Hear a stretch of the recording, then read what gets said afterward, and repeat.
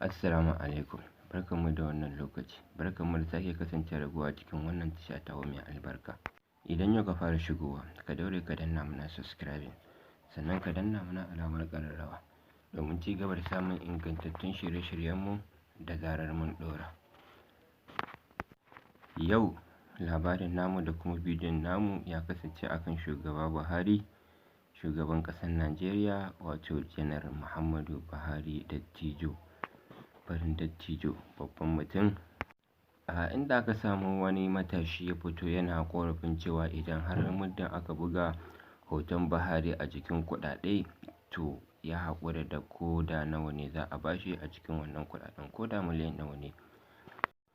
Kafin mu kawo muku bidiyon kai tsaye daga Best Arewa 24, kar ka manta idan yau ka fara shigowa ka danna mana subscribing, sannan ka danna mana alamar ƙararrawa domin ci gaba da samun ingantattun shirye-shiryenmu da zarar mun ɗora. Ranar da kalar wannan kuɗin ya fito a Najeriya mai hoton Buhari, to wallahi ko miliyan 100 ka ban, in dai irinsu ne ba zan karɓa ba.